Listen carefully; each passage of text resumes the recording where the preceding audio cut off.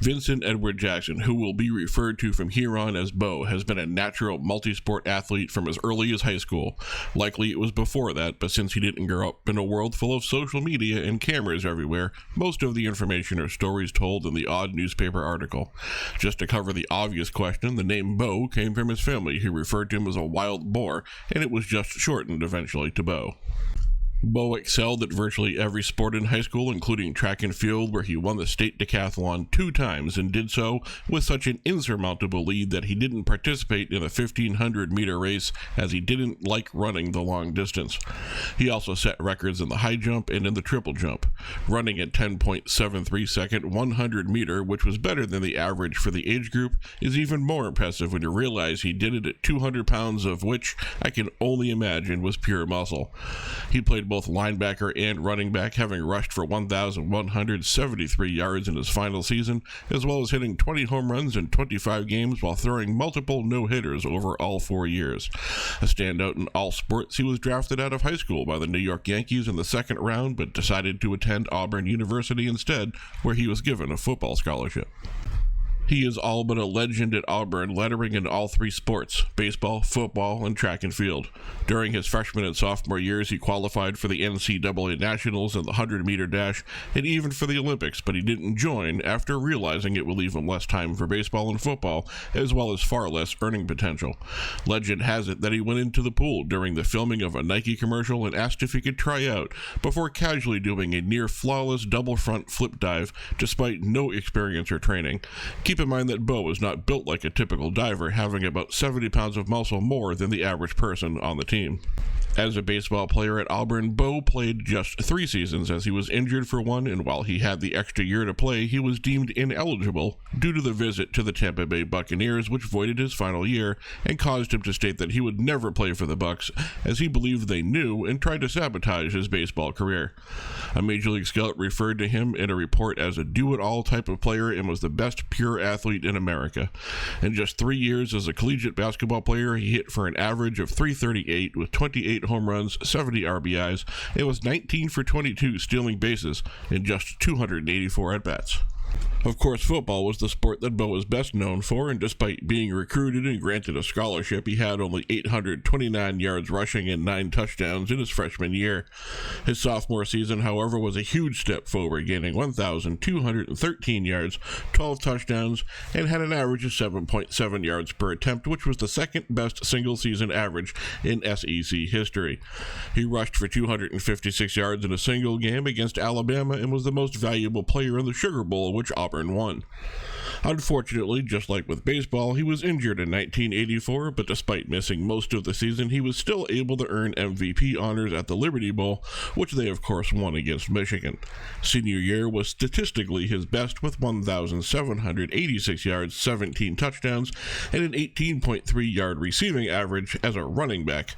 He won both the Heisman Trophy in the closest contest ever, as well as the Golden Plate Award for the American Academy of Achievement. Because Bo blamed the Tampa Bay Buccaneers for missing a year of baseball eligibility, he said he would never play for them, but despite this very public statement, they elected to choose him with the first overall pick in the draft. True to his word, he instead went to play in the MLB for the Kansas City Royals, where he started in the minors playing for the Memphis Chicks before getting called up. For the next 2 years, Bo took tremendous strides, totaling 47 home runs, over 100 RBIs, and over 200 hits during those 2 years. It was 1989, however, where Bo broke out. This was his lone All-Star year, and he made the most of it by winning the All-Star Game MVP with a 2-for-4 performance, scoring a run and driving in 2, including leading off the bottom of the first with a monster home run. 1989 was also the only year he would surpass 30 home runs as well as 100 RBIs to go along with 26 stolen bases. After a couple of down years, he missed all of the 1992 season after his infamous hip injury. In 1993 would see a return to the MLB with the Chicago White Sox, where he would win Comeback Player of the Year honors, even though he only played half a season. His career would sadly come to an end after the 1994, where he was once again playing in roughly half the season in a strike-shortened year. He decided to retire after he, quote, got to know his family, and that looks better than any $10 million contract. As I said earlier, Tampa Bay cost Bo a year of baseball in college, and he believes they intentionally lied to him about a trip down to their complex being cleared by the SEC and the NCAA as an attempt to torpedo his baseball aspirations. As a consequence, he stated he would never play for Tampa Bay, and even though they picked him first overall and offered him millions, he stuck to his guns and played baseball. Despite being soured on the idea of playing in the NFL, he was chosen again the next year, though much lower in the draft, by the Los Angeles Raiders. He once again said he wanted to focus on baseball, but the Raiders' owner Al Davis was such a huge fan of Jackson that he offered him a contract with the stipulation that he would join the team after the baseball season, even if it meant missing football games. Sharing the backfield with Marcus Allen limited his initial production, but he did join the team in Week 8 of his rookie season, rushing for 37 yards against the New England Patriots. Later that season, Brian Bosworth stated to the press that he was going to contain Bo, and in response, Jackson ran right over him on the way to a touchdown and also broke out for a 91-yard run without being touched. Bosworth's containment resulted in a 221-yard, two-touchdown night for Bo. The 1989 season in the NFL was his best, as it was in the MLB, rushing for almost 1,000 yards despite playing in only 11 games with just 9 starts. Then he did what no one else has ever done, managing to not only make the MLB All-Star team, but also being named to the NFL All-Pro team, which not even his counterpart at the time, Deion Sanders, did, as he was never an All-Star in the MLB. Bo was also a well-known way to win almost flawlessly in the Nintendo game Tecmo Bowl, as his character is fast enough to outrun any other player in the game. Then, the hip injury happened. While being tackled in a game against the Bengals, he dislocated his hip. From there, the stories vary, but if you believe Bo, he says he popped his hip back in on the sideline. While doctors say the strength needed for that, along with the pain tolerance, would be almost too much for anyone, it's not unbelievable that Bo would have those attributes. Regardless of the truth, there was no denying that there was a fracture on one of his hip bones and other issues that would result in having his hip replaced in 1992 and effectively ending his NFL career.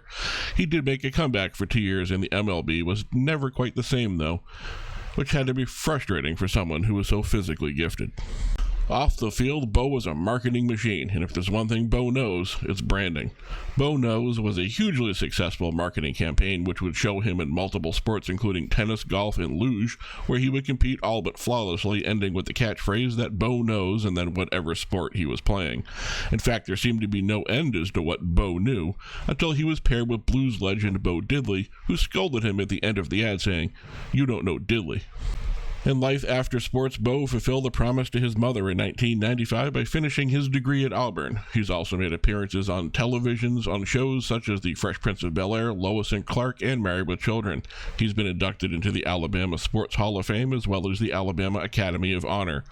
In the end, it will always be a story of what could have been had the injury never happened and derailed his career.